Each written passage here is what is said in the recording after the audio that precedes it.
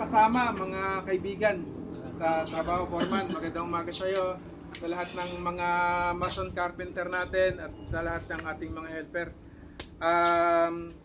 May pangyayaring naganap doon sa nung July 3. So medyo gusto ko lamang maklaro ngayon at masabi sa inyo yung mga bagay na dapat ay ginagawa natin at mga bagay na hindi natin ginagawa. Alam ko lahat tayo ay may mga experience. Ako ay may experience na almost 8 years kasi nung ako'y dumating dito, almost 9 years na ako. Yung unang experience ko, gumawa ako ang nag-manage ng paggawa ng building na apartment, third floor. So, naggawa din ako ng bahay, ng bungalow. Tapos pumunta ako sa Novcon ng 2.5 years. Marami rin tayong na turnover sa Novcon. So ngayon, pinagkatiwalaan ulit tayo ni Novcon ng trabaho. Kaya tayo ay nagkasama-sama dito. Alam ko si Foreman, sa inyo lahat, may mga experience kayo sa iba-ibang mga company o engineer. So sa bawat mga pinupuntahan natin, meron tayong mga standard na sinusunod. At kung ano yung standard ng company na yon na pinuntahan ninyo, yun ang ating sinusunod, hindi yung ating diskarte. So maraming mga diskarte tayo na natututunan. At alam ko, itong Novcon ay merong standard na sinusunod talaga. At kapag ito ay hindi natin sinunod, yung diskarte natin, hindi na Novcon yun. Pag hindi natin sinunod yung standard ni Novcon. Kaya maintindihan nawa natin na talagang tayo ay dapat na sumunod doon sa as per plan talaga tayo. Hindi natin pwedeng baguhin. Hindi natin po pwedeng sabihin, pwede na yan. Kasi kung hindi yun ang hindi yun ang in-instruct sa atin, hindi talaga dapat yun ang ating gagawin. So itong mga nakaraan ay pinagsabihan tayo patungkol doon sa slab. Alam ko naman, Foreman, na hindi mo binabago ang sistema. Kasi wala naman talaga sa guhit yon. At ang gusto mo lamang doon ay mapatibay yung slab. Kasi ang sinabi ng mga engineer ay 30 doon sa bottom bar at doon sa top bar, 30 cm doon sa bottom bar, doon sa top bar ay 15 cm. So, alam ko nagmamalasakit si Foreman para sa tibay. Kaya ginawa niyang 15 na lang din. Na wala tayong pakikipag-coordinate doon sa engineer. So, nung pumunta naman ng Novcon dito, yung mga engineer, nung unang punta nila, hindi nila gasinong napansin yon. So nung magbubuhos na tayo, napansin nila na dapat ay ano lang yon, 30 cm. So sinunod naman natin yon. Pero napagalitan talaga tayo doon. Ako at si Engineer Menard ang talagang siyempre napagalitan dahil hindi natin nasunod. Pero okay lang yon. So kahapon ay alam ko noong tayo ay nakapagbuhos tayo, bago tayo magbuhos, nakapagposte tayo ng 2 poste. At hindi kasi nung napansin noong mga engineer na nag-splice na tayo doon ng 2 poste na hindi isang buo.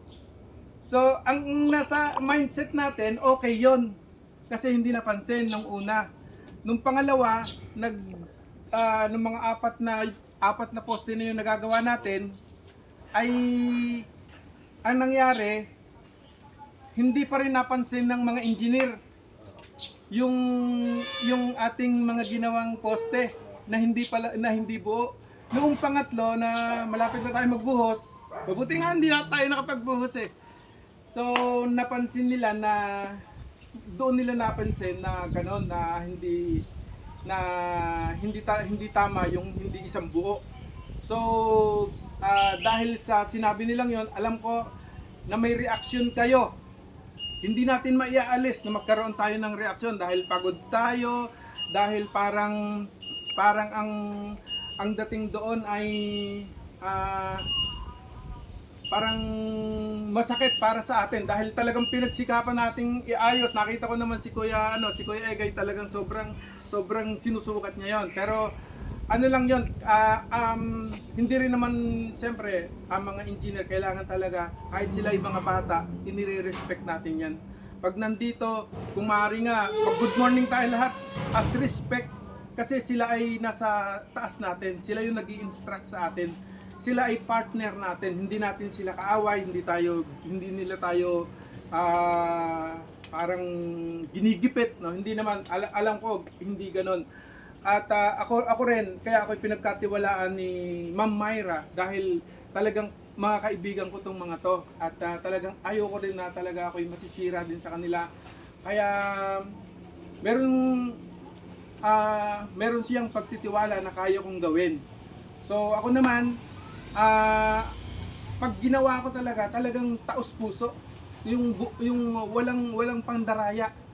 Kasi biblical, Colossus chapter 3 verse 17, verse 23 na nakalagay doon, ano man ang iyong gawin ninyo ito sa pangalan ng Panginoon na parang sa Diyos kayo naglilingkod, hindi sa tao. So lahat ng gagawin natin talagang buong puso. So yun ang ginagawa ko. Pinapakita ko naman sa inyo yung pakikisama at ako hindi na nga ako kukuha ng ibang project kung iba lang ang gagawa. Kasi ako'y nagtitiwala talaga kay Coryman talaga. Dahil nakita ko simula pa noon, nung unang nagsimula tayo na may malasakit din naman si Coryman. So, ngayon ang naisip naming paraan para hindi tayo magkakaroon kasi parang hindi ko alam, hindi ko matandaan na sinabi sa akin na isang buo 'yon. Hindi ko matandaan 'yon. Parang nariricall na lang ako nung parang yatang sinabi, parang hindi sinabi. Ngayon, ang gagawin natin, hihingi tayo, halimbawa, may babaguhin, wala sa design. Pagkatapos, kailangan ito yung gagawin. Kung may babaguhin tayo, hindi tayo yung magdidesisyon na, kasi yung una, kaya alam ko, kaya pinutol nyo yun, kasi doon sa baba pa lang, pinaputol na nila eh. Hindi buo yun eh, yung nasa baba eh. So, wala tayong written doon eh, yung parang katibayan. So ngayon kaya nga pinabibideo ko to para maiparating din natin sa kanila na hihingi tayo ng formal letter na ito sa second floor kailangan isang buo to para malinaw na talagang nakasulat. Hindi yung parang dahil siyempre hindi rin naman talaga nila na nakikita yung bawat mga area na kailangan nilang i-check. So yung una't pangalawa na pagpunta nila, hindi talaga nila nakita na may poste na doon. At wala silang sinabi na hindi dapat 'yon. Dapat nung una pa nasabi na nila. Pero hindi natin sinisisi sila doon. Basta ang sinasabihan lang tayo. Ako rin nakikiusap ako sa inyo, sabi ko nga sa inyo, ang behavior ay yung character natin, pagandahin din natin. Maganda yung gawa natin, maganda yung character natin, mas maganda. Sigurado pagtitiwalaan tayo ng maraming mga project pa. At sabi ko nga, kung hindi rin lang kayo makakasama ko sa trabaho, ay hindi na ako kukuha ng project. So nagtitiwala ako sa inyo, nagtitiwala ako sa inyo lahat. At kahit ako'y wala dito, gumagawa kayo ng maayos. Hindi katulad ng iba na parang binabalasubas yung contractor. Pag talagang binagalan ninyo, lugi ako. Ako talaga ang malulugi diyan. Pero kung ito'y mapapabilis natin ng trabaho, mapapabilis, sigurado panalo tayo lahat. Dahil hindi ko sosolohin yung kung ako'y kikita dito. Meron din tayo kahit papaano, may mga bahagi din tayo. At siyempre, bilang konsiderasyon sa inyo, kahit papaano nag-ano ako ng pambigas para ulam na lang ang ating bagaman minsan talagang kulang din Pero yun lang kasi medyo talagang sobra talaga din akong pinagtiwalaan nga lang talaga ng Ninobcon, ng management, ng may-ari, na kahit na wala akong pera ay nagtrabaho ako, na binigyan ako ng trabahong project na ganito.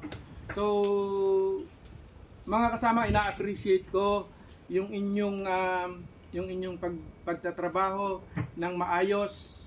Pero gusto ko lang na maging malinaw na pag dadating dito ng mga engineer, maging respetado tayo. Irespeto natin sila, ano man ang kanilang sasabihin. Hindi porke mga bata sila ay hindi natin sila parang alam ko yung knowledge natin ng mga kaalaman natin sa trabaho, sa actual ay marami tayong karanasan. Pero sila ay talagang nagtatrabaho din lang at partner tayo. Hindi sila galit sa atin. Okay, so maraming salamat at alam ko nagkakaunawan tayo. Meron bang gustong mag-comment? Oriman? Hindi, baka iba masabi ko eh. Wag na lang. Okay, pero okay naman sa inyo yung sinabi ko na Okay, ganyan. okay ba? Para gusto ko maluwag sa ating kalooban eh. Gusto ko pag pupunta rito ng mga engineer, masaya talaga. Yung magkakaibigan tayo kasi hindi yung parang naman ng mga kontrabida, hindi sila